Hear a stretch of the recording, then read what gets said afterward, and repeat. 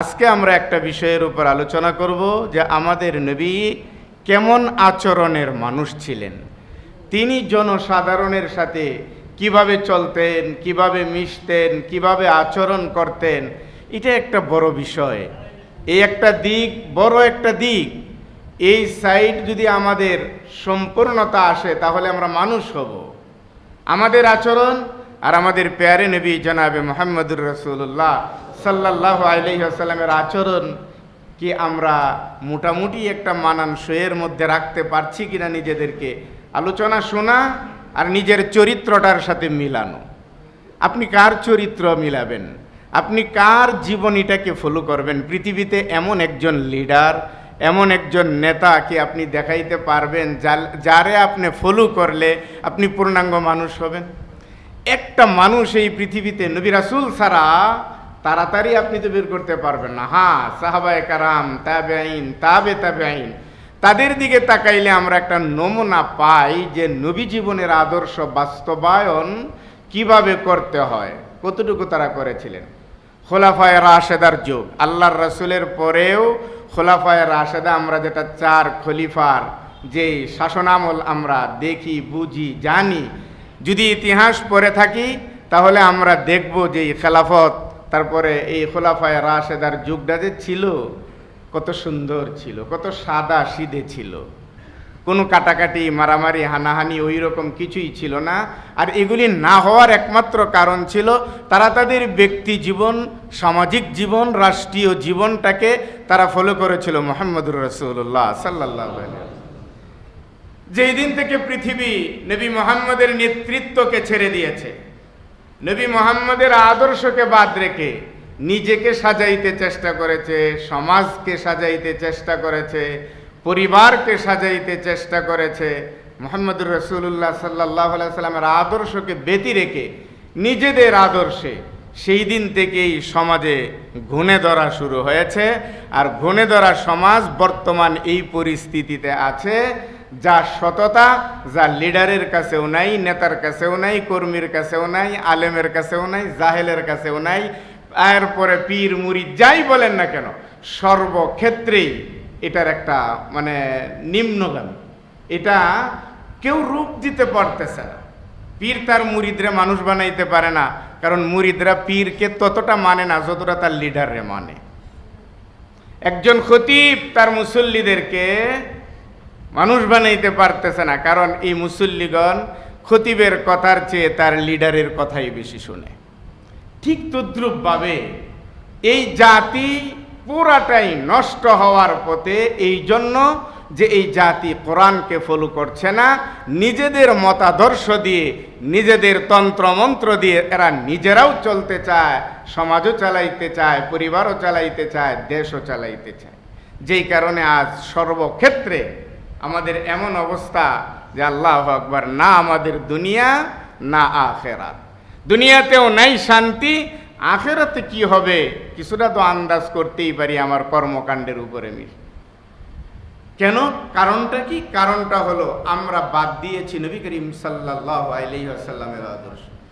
অথচ আল্লাহ তাআলা বলছেন, তোমরা যদি কাউরে ফলো করতে চাও, কারো আদর্শ যদি পৃথিবীতে মেনে নিতে চাও, লাকাদ কানা লাকুম ফি রাসূলিল্লাহি উসওয়াতুন হাসানাহ লিমান কানা ইয়ারজুল্লাহা ওয়াল ইয়াউমাল আখির।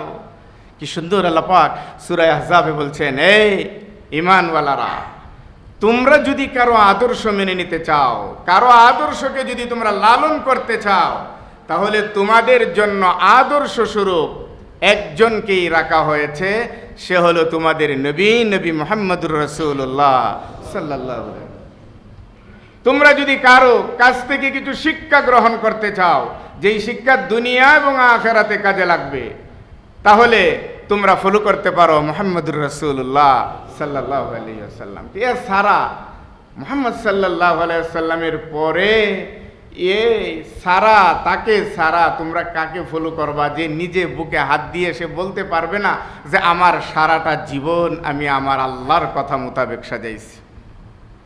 কিন্তু তিনি একজন, তিনি বুক ফুলাইয়া বলতে পারতেন যে আমি আমার জীবনে কোনোদিন আমার খাহেশ, আমার মন চাইছে আর আমি করছি, এমন একটা কাজ আমি আমার জীবনে করি নেই।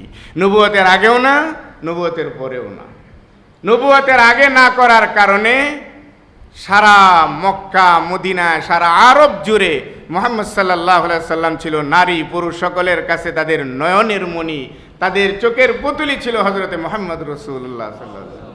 তারা যদি কোনো আদর্শ দেখাইতে চাইতো, জাহেল বলেন, মূর্খ বলেন, বেদিন বলেন, ঈমানওয়ালা বলেন, যাদেরকেই জিজ্ঞাসা করতেন নবুয়তের আগের জিন্দিগিতে যে তোমাদের মাঝে ভালো মানুষ হিসাবে তোমরা কারে দেখতে পাও, এক বাক্যে এক ইশারায় তারা দেখাইতো নবী মুহাম্মদ সাল্লাল্লাহু আলাইহি ওয়াসাল্লাম।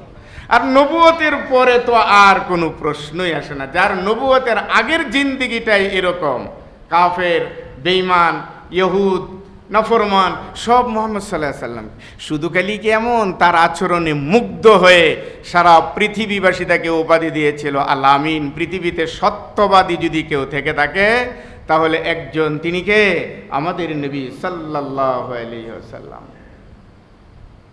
তিনার আচরণ সেই শৈশব থেকে নিয়ে শুরু করে মৃত্যুর আগ পর্যন্ত আপনি যেই কোনো লাইনে আপনি তাকাবেন, আপনি যদি কারো আদর্শ গ্রহণ করতে চান, কোরআন আপনাকে দাওয়াত দিয়েছে। আল্লাহ তাআলা বলছে তুমি তোমার নবীর দিকে তাকায়া তুমি সর্বক্ষেত্রে তার আদর্শকে তুমি বাস্তবায়ন করো। তুমি একজন ব্যবসায়ী, তার ব্যবসার দিকে তাকাও। তুমি একজন শ্রমিক, তুমি তার দিকে তাকাও। তুমি একজন রাকাল, তুমি তার দিকে তাকাও। তুমি একজন বাবা, তুমি তার দিকে তাকাও। তুমি একজন স্বামী, মুহাম্মদুর রাসূলুল্লাহ সাল্লাল্লাহু আলাইহি সাল্লামের দিকে তাকাও। অর্থাৎ সব, তুমি একজন রাষ্ট্রনায়ক, তুমি একজন নেতা, তুমিও যদি আদর্শ নেতা হতে চাও, আদর্শ রাষ্ট্রনায়ক হতে চাও, তাহলে তাকাও মুহাম্মদুর রাসূলুল্লাহ সাল্লাল্লাহু আলাইহি সাল্লাম। কারণ তার কাছেই উত্তম আদর্শটা আমি রেখে দিয়েছি। নবী মুহাম্মদ সাল্লাল্লাহু আলাইহি সাল্লামের চরিত্রের আলোচনাটা আপনি আর কি করবেন? আল্লাহ তাআলার কাছে যদি জিজ্ঞাসা করা হয়, রব্বে করিম, আমাদের নবী এত দামি নবী আর মর্যাদার নবী, কি দিয়ে তিনি মর্যাদাবান হলেন? তিনার মর্যাদার কারণটা কি? এতটা সুউচ্চে ওঠার কারণটা কি? তিনি কি এতই ভালো মানুষ ছিলেন? কত ভালো মানুষ ছিলেন আমরা জানি না। তার ভালো মানুষ হওয়া সম্পর্কে আমাদেরকে একটু আপনি বলেন। আল্লাহ তাআলার কাছে যদি আমরা প্রশ্ন করি, আল্লাহ পাক এক বাক্যে উত্তর দিয়ে দেন, ইন্নাকা লাআলা খুলুকিন আযীম। কার কথা বলো? নবী মুহাম্মদকে তো আমি গড়াইছি, আমি যেভাবে চাইছি সেভাবে গড়াইছি। তাকে চরিত্রের পূর্ণতা দিয়েই আমি তাকে পাঠাইছি। তার ভিতরে কোনো কোতাহি, কোনো কমতি পাইবা না। সারাটা জীবন তুমি উল্টাইয়া পাল্টাইয়া দেখবা, মুহাম্মদ সাল্লাল্লাহু আলাইহি সাল্লামের জীবনে একটা মিথ্যা কথা সে বলছে, এটাও তুমি পাইবা না। আলহামদুলিল্লাহ বলবেন না? আচ্ছা বলুন তো, এই পৃথিবীতে আর কে আছে যে এমন বলতে পারে যে আমি কোনোদিন মিথ্যা বলি নেই? এই পৃথিবীতে এমন কোন মানুষটা আছে যে বলবে যে আমি আমার এই খাহেসাত চরিতার্থ করতে যায়া, আমি আমার এই আমিত্বকে মিটাইতে যায়া সারাটা জীবন আমি শুধু সত্যের উপরেই মিটাইছি, অসত্যের দিকে যাই নাই? কে আছে এমন বলবে বলেন? কাউরে তো খুঁজে পাবেন না। আল্লাহ তাআলা বলেন তাকে আমি চরিত্র পূর্ণতা দিয়েই আমি তাকে পাঠাইছি। আজিম বুঝেননি? আজিম কি এক শব্দ আল্লাহ পাক ব্যবহার করেছেন, ওয়াহুয়াল আলিয়্যুল আযীম।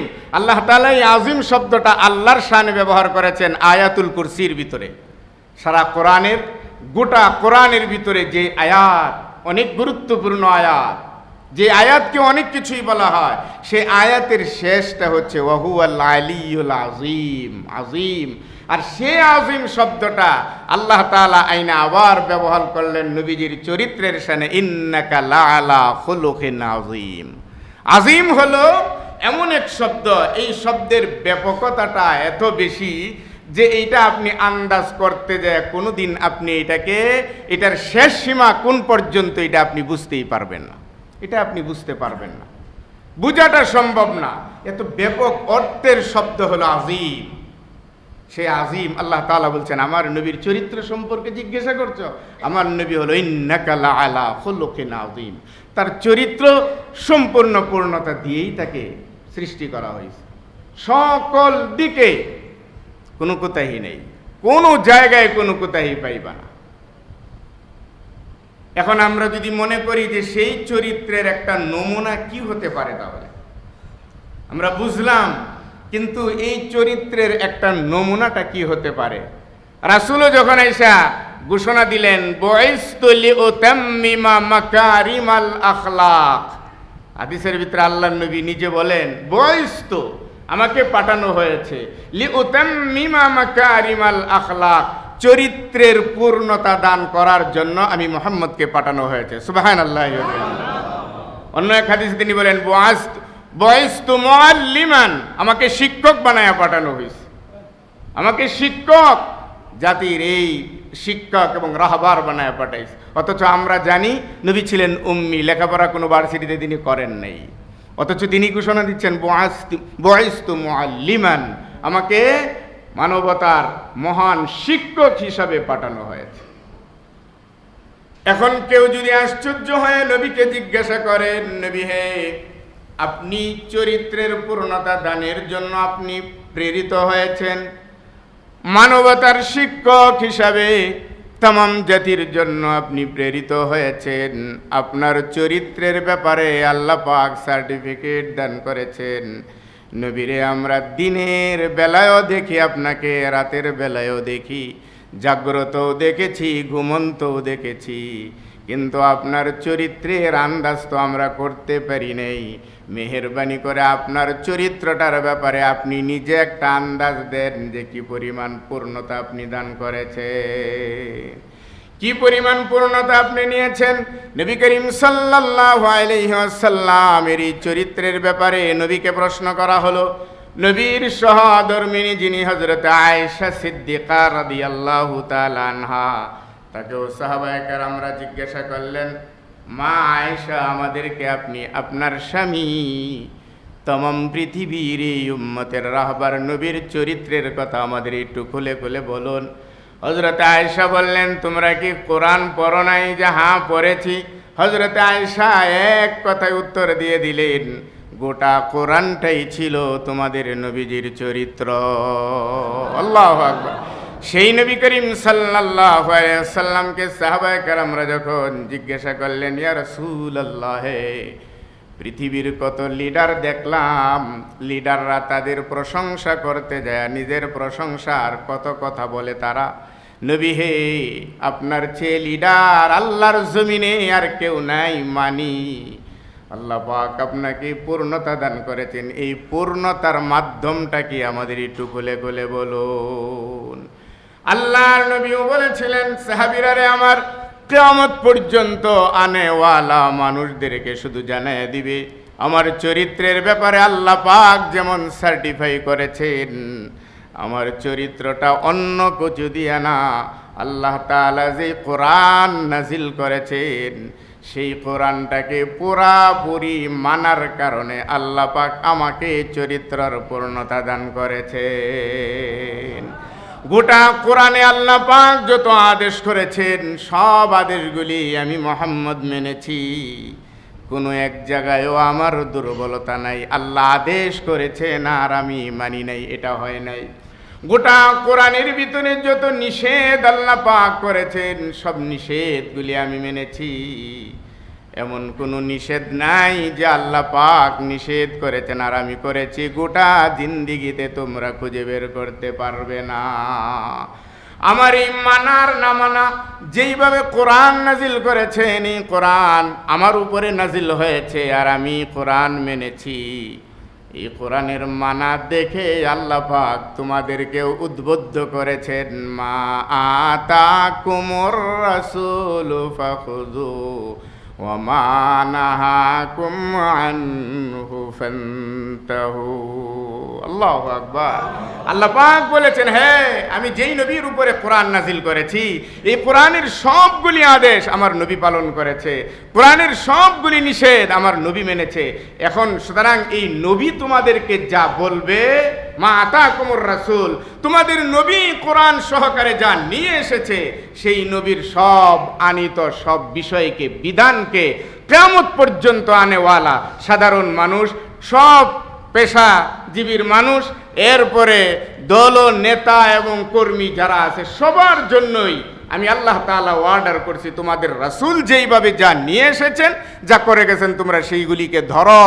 ওমা নাহাকুম আনহু ফান্তাহু, আর যেগুলি নিষেধ করেছেন তিনি খবরদার এর ধারে কাছেও যাইও না, এর ধারে কাছেও যাইও না। আল্লাহ পাক নবীকে দেখার পরে আমাদেরকে বলছেন, এই সূরা হাশরের ভিতরে আয়াত তেলাওয়াত করলাম, আল্লাহ পাক বলছেন যে তোমাদের নবী যা নিয়ে এসেছে সব তোমরা মানো। এবার কারণ হলো তোমাদের নবীকে কে পরীক্ষা করবে? আমি আল্লাহই তো পরীক্ষা করেছি।